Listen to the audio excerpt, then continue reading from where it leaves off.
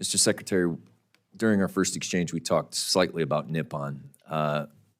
My first question will be is, with that deal, you said you agreed, and I don't want to put words in your mouth. Were you in the room or at the table for the CFIUS agreement, and what was your recommendation?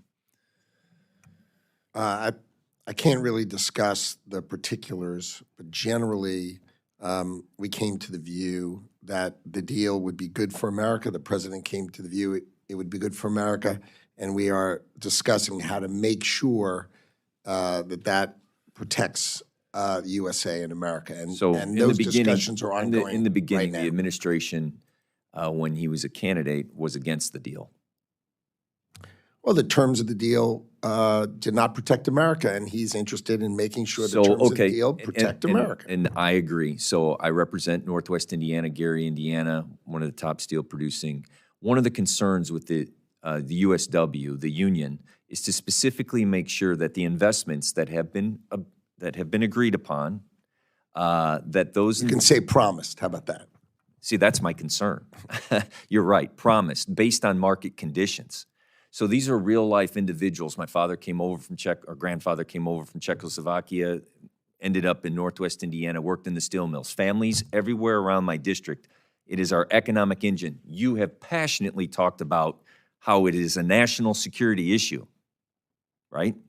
So with that, many promises have been made. First and foremost, to my steelworkers, just a recommendation. The USW wants a seat at the table because they are concerned about disinvestment in their union blast furnaces that will go to non-union shops in other parts of the country.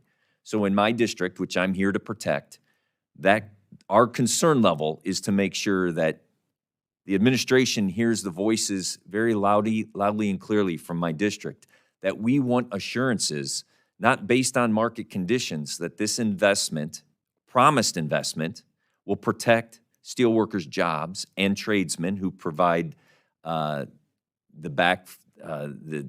maintenance on those blast furnaces. So what are you going to do specifically, not broad strokes of what's going to happen, specifically what are you going to do to protect those jobs in my district?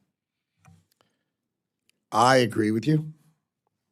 My understanding is the president agrees with you, and I think the end result of the transaction with Nippon will agree with you. What are some of the specifics, or can I get a commitment from you that the USW union representation leadership will have a seat at the table to protect their interests in U.S. Steel?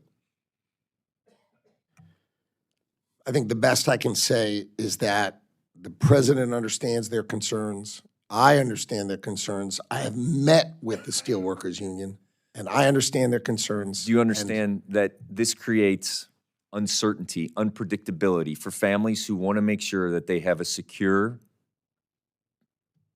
income, health care, secure pension, that uncertainty causes great disbelief in what is going on? And specifically, what are you going to do to protect those jobs? I understand you agree with me. We agree that a $14 billion investment on top of a regular $14 billion investment, that's pretty good. But what are you specifically going to do to protect those steelworkers' jobs?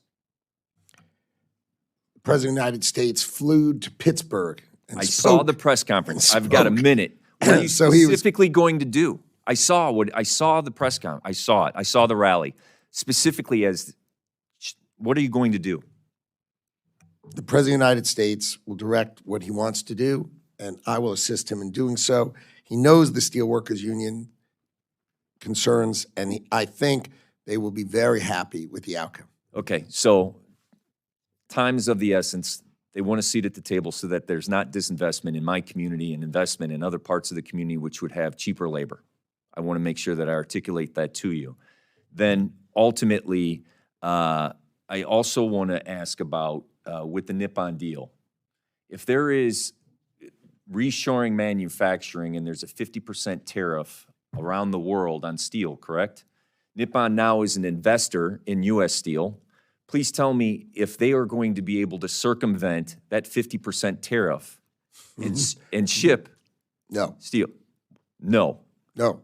If Okay. they make it in America, you don't pay the tariff. If you make it anywhere else but America, But anywhere else you're going to pay. But are you following me? A foreign country is investing in an American company to Great. circumvent those trade policies, or to the tariffs. If you hire Americans and you build it here, you don't pay the tariff. Okay. So if a foreigner builds, good for them. Okay. But in America, with Americans. Know that, I just want to close in saying, know that I agree a $14 billion investment in the infrastructure of our steel industry is a good thing. But understand how vitally, gravely important it is to the steel workers, to my community, to my economic development, or my economic engine. Time of the You gentleman You has stand up for those expired. jobs. Thank you, Chairman.